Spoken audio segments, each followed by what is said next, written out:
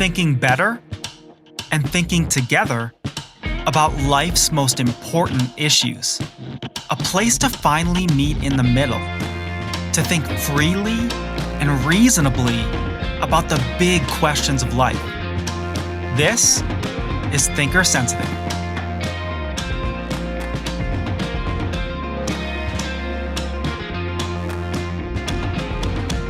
Welcome to another episode of Thinker Sensitive. My name is Ryan Ragazine, and I am your host. Today's podcast is a continuation of last week's podcast on the nature of humans and animals.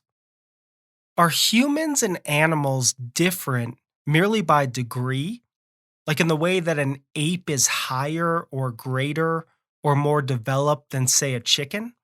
Simply a little further along the development chain, but both generally being the same kind of thing? Or is there an actual substantive and qualitative difference that we can speak of here? A real difference in nature or essence? If so, what is the difference between a human and a dolphin or a gorilla? What makes a human a human? And what are the ethical ramifications of this? How should this analysis inform the way that we act and the way that we live our lives? How should we treat animals? How should we treat fellow humans? These are the hopefully intriguing and thought-provoking questions that I will be attempting to answer on this episode. Now, if you are comparing the DNA of one of the higher, more developed mammals with the DNA of a human being, you might get the impression that both species are essentially the same, that they are merely identical in nature and essence. But when you actually take time to examine them on philosophical grounds, and reflect upon their differences on a metaphysical level, you will find that a chimpanzee and a human being are radically different in nature and character. One of the things that this shows is that the genome doesn't tell us the whole story here. To harken back to some of my previous episodes, where I discuss the nature and scope of science, this also demonstrates some of the limitations of the modern scientific enterprise. As I've mentioned before, science cannot explain everything. This is because science is not designed to answer all human questions and explain all things. It has real limitations. Limitations that are baked into its own methodology. Induction and empiricism cannot tell us the whole story of reality. They're not meant to. There are three major categories of difference and distinction between humans and all other animals. The first is mind. The second is will, and the third is morality. I believe that humans are qualitatively distinct from animals as rational beings. Humans are capable of abstract thinking. They're capable of contextual thinking. They're capable of foresight. They're capable of apprehending exceptions to rules. And they're capable of recognizing variance in purpose and intention in ways that animals aren't. Let's take a look at a concrete application of these points. Animals are basically simple empiricists. Empiricism is a theory of knowledge based on sensory data acquired through the physical senses. So taste, smell, sight, sound, and touch. Much of an animal's knowledge of the way the world works is based on empirical causal relationships apprehended through habit and repetition. Let me give an example. Whenever you grab your dog's leash, your dog naturally assumes that you are either going to take it for a walk or take it for a car ride. Your dog presumes this based on the simple empirical repetition of cause and effect. When you grab the leash, that's the cause, the effect has always been a walk or a car ride. If your dog enjoys both of these things, then it will always be very excited whenever you grab its leash. As Leibniz puts it in his Discourse on Metaphysics, animals assume that, quote, what has happened before will always happen in the same way. That what has happened will happen again in a case where what strikes them is similar, without being able to determine whether the same reasons are at work. End quote. See, animals lack a certain kind of foresight and imagination. They're unable to transcend their sense experience with specific causal relationships to foresee other possible consequences or alternative results. Animals have no appreciation for variance in purpose and intention. They're unable to recognize that the same instance or occurrence can be used for a radically different purpose and thus can have a radically different outcome. Animals are incapable of thinking contextually and apprehending exceptions to rules. As Leibniz states, quote, this is why it's so easy for men to capture beasts, end quote. It's also why it's so easy to humanely put down an animal. When you've come to the decision that it's time to put down the family dog, you may very well grab its leash. When you do so, the dog will probably get really excited, thinking that you are taking it for a walk or a stroll in the car, not knowing that this time you're taking it to its deathbed. But these minor mental differences are nothing compared to what I'm about to list. Humans are distinct from all other animals in their ability for self-reflection. Humans are the only beings who are able to be both subjects and objects in the same instance. The human is able to transcend herself in a kind of analogical moment of spiritual or soulish or psychological levitation, whereby the thinking subject reflects upon herself as an object. This is not just a form of self-reflection, but a form of self-transcendence. In this way, the human being is a transcendental being. Humans are able to think about their existence, the meaning of their existence. They're able to reflect upon their histories and their identities. They're able to think about the origins of the universe and the goal of universal history. They're able to ponder the meaning and purpose of life and the meaning and mystery of death, reflecting upon the possibility of life after death. Humans are the only creatures capable of being theists or agnostics or atheists. They're the only beings capable of thinking about the possibility of a creator, an uncaused cause, a God. Only humans can be philosophers and theologians. The human mind is limitless, capable of an unlimited, endless amount of ideas.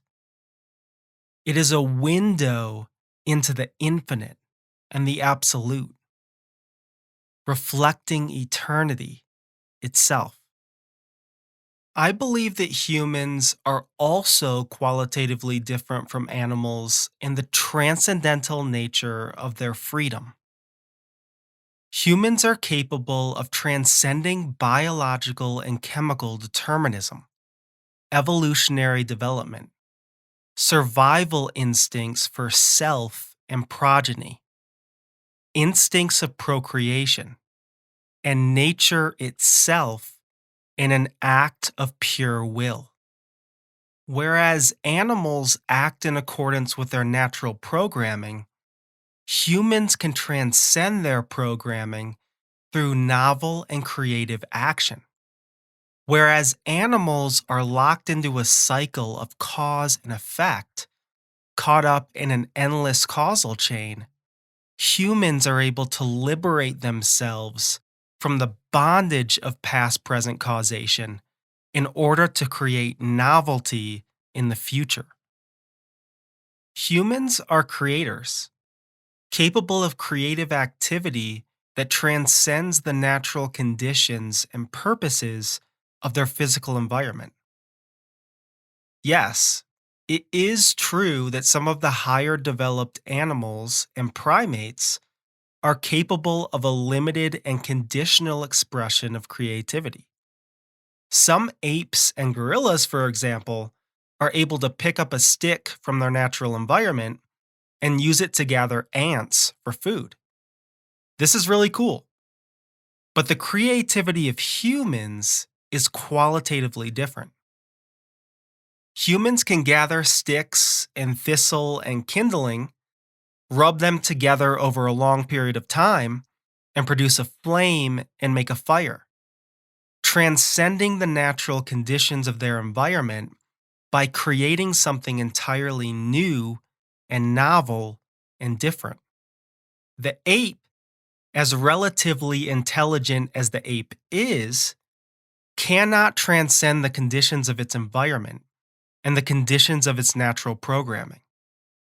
The ape, for example, after reflecting upon its existence, the meaning of its life, the trajectory of its future, and its quality of life, cannot decide to leave the jungle and travel to New York City to become a banker.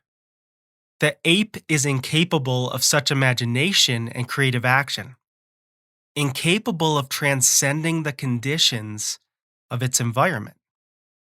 It is true that humans are influenced by biological and chemical factors. But the unique thing about humans is that they can overcome these influences through an act of free will. Most psychologists and counselors would agree with this, since if real change and transformation and overcoming weren't possible, if we were simply slaves to determinism, then all psychologists would be out of a job. Freedom and creativity are necessary to rational thought. For one needs to be able to freely choose between alternatives in order to think rationally. Humans, as those who are capable of transcending their environments and transcending their natural programming, are transcendental subjects, reflecting the subject, capital S. In the human, creation begins to mimic its creator. Finally, I believe that human beings are qualitatively different from animals as moral agents. Humans are capable of doing good and evil. Animals are not. This is because humans have a knowledge of good and evil that animals simply do not have. So human beings, unlike animals, have a knowledge of good and evil and are able to deliberately act upon this knowledge, That is, they are able to use their freedom and the various objects of the material world for both good and evil. I believe that evil is good gone bad, that it involves misusing or abusing a good thing in an act of pure freedom. Let me give an example. A person from an indigenous people group in the jungle of Africa can search for a broken branch on the ground, whittle it down, craft it into a blade or a spear, and jam it through someone's chest, committing murder. Or the same person can take that same broken branch and use it to create a fire for an enemy tribe, performing a truly selfless act. In both cases, a good thing, or at least an amoral thing, is being used for moral action. In the first case, it is freely and creatively being used for evil. In the second case, it is freely and creatively being used for good. Both of these acts are transcendental in nature. The person is using his transcendental freedom to use/misuse a thing in a way that transcends the thing's intended nature and purpose in an act of pure moral creativity and novelty. Animals are not moral creatures. They just are. Animals are not capable of doing good things and bad things. They just do. They lack the transcendence necessary to be moral. They don't do things because they are good or bad. They do things because their programming tells them to do things, according to the natural survival instinct or the instinct to ensure the safety of their progeny and the continuation of their species. But humans are capable of true goodness and true moral transcendence. Every time a human being sacrifices his life for a friend, or loves her enemy, or forgives unconditionally, or gives with no strings attached and no expectation for reciprocation, the human being transcends the conditions of evolutionary development, transcends the survival instinct, transcends nature. In these moments, the human being reveals herself, reveals himself as a transcendental moral agent, reflecting the image of the author of all morality. This is what it means to be human. To be a human being is to be a transcendental being, a transcendental subject, agent, and self. To be human is to be one who transcends nature. The human being is the physical representation of transcendence from without and from within through dynamic process. The human being is the consummation of the historical process of self-becoming, of spirit transcending nature, of soul transcending matter.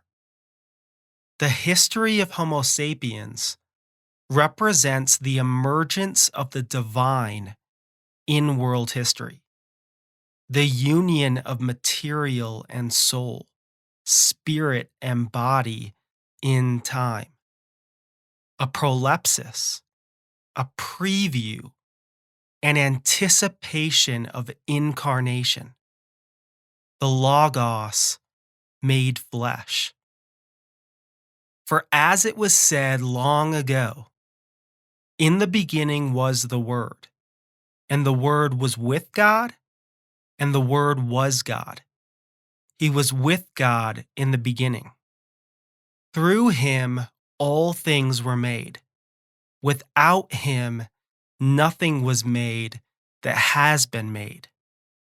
In him was life, and that life was the light of all mankind.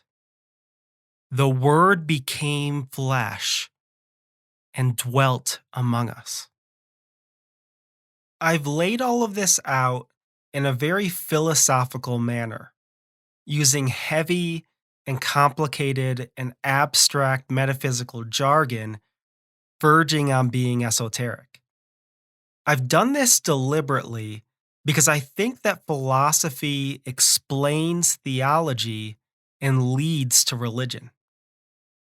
Though I've been using metaphysical categories to talk about the nature of humanity, I'm really just trying to explain that common and famous religious idea that all human beings are created in the image of God.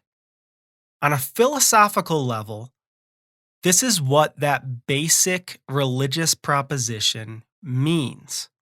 In mind, in will, in morality, all human beings were made in the likeness of God. Mind from mind, will from will, moral agent from moral agent, personhood from personhood, self from self, transcendental spirit from the transcendent spirit. Do you know who you are? Do you know what you are? Do you know where you came from? Do you know that you were fearfully and wonderfully made? Do you understand yourself as sacred and holy? Do you know yourself as transcendent, as supernatural, as metaphysical, not being apart from nature, but as being above and beyond nature? The physical embodiment of mind over matter. See, I believe that all human beings are walking, talking miracles that should inspire awe and wonder. You are a miracle of God, the apple of God's eye, beloved by love itself, a reflection of your Creator, an image of the divine. This world tells you that you're nothing. I'm here to tell you that you mean everything. Animals, though wonderful and even glorious, certainly worthy of gravity and a great deal of respect, are not this. They are not reflections of the divine in these ways, in rationality, in freedom, and in morality. They are not made in the image of God, certainly not in the same sense. They may possess a limited and conditional form of transcendence, as they are at least living creatures, qualitatively distinct from inanimate, natural objects like a stone or a log, for example. They are even sentient, but they are not sacred and holy like the human. They are not transcendental selves, subjects, and agents. They are not supernatural things, and metaphysical beings. As I mentioned in the intro, my beliefs about human beings and animals have a direct influence on my ethics. So, in this section, I'm going to quickly list some practical implications that flow from my philosophy and theology of human nature. I believe that animals were made for humans, not humans for animals. This doesn't mean that I think animal abuse or the inhumane treatment of animals is justified. To me, animals are a gift from God, and they should be treated as such. This means that human beings have a responsibility to be faithful stewards of the animal kingdom. But this doesn't mean that killing animals is inherently immoral. For animals are of a different nature than human beings, and they should be treated according to their nature. Animals kill other animals for food and for survival. We call this the circle of life. Some call it survival of the fittest. It is the way of nature itself. There's a food chain in nature and a hierarchy. Humans are at the top of that hierarchy and have every right to act accordingly. In fact, human beings may very well not exist today if Neanderthals and Homo sapiens didn't kill animals and eat them. It is true that life comes from death, a paradox of nature. There are many people across the globe and throughout history who have not had the luxury and the privilege to be vegetarian or vegan. Their lives matter more than animals. Such a statement should not be controversial. As far as killing for sport goes, I would say that this is a personal matter of conscience. Each individual has to decide what is right and justifiable for oneself. And each individual also must decide what ethical hunting might look like. There are many ideas today that directly undercut the sanctity of the human being. Beliefs that devalue the uniquely human. This has become a trend in modern societies. These beliefs are not innocuous. They have real consequences that negatively impact society. The ongoing Netflix series Love, Death, and Robots from Tim Miller and David Fincher, which I find fascinating, is an example of the type of disheartening and debilitating belief system that I'm talking about. The first season especially reflects a super pessimistic worldview of nihilism and fatalism. In a post apocalyptic world, human beings have destroyed everything, including themselves, leaving behind robots that are left to pick up the scraps and to try to make sense of everything. In shows like this, you often find a valueless and amoral worldview where human existence has no meaning and life has no hope. And it's not uncommon for robots and androids to be seen as the only possible solution to the problem, the only possible saviors for the planet and the world. Because, after all, humans only destroy things. Yet somehow they're the ones who created the robots. If you don't think that these kinds of ideologies have a negative influence on societies, then I would ask you to give it some more consideration. When we treat animals as if they were humans, when we depict humans as being no more valuable than animals, when we chip away at the inherent dignity and sanctity of the human being, when we speak down to the human in a condescending manner, when we make people feel bad for being human, when we dehumanize the human, when we rob the human of her hope, when we steal away his sense of meaning and purpose, this comes with a price. It has a cost.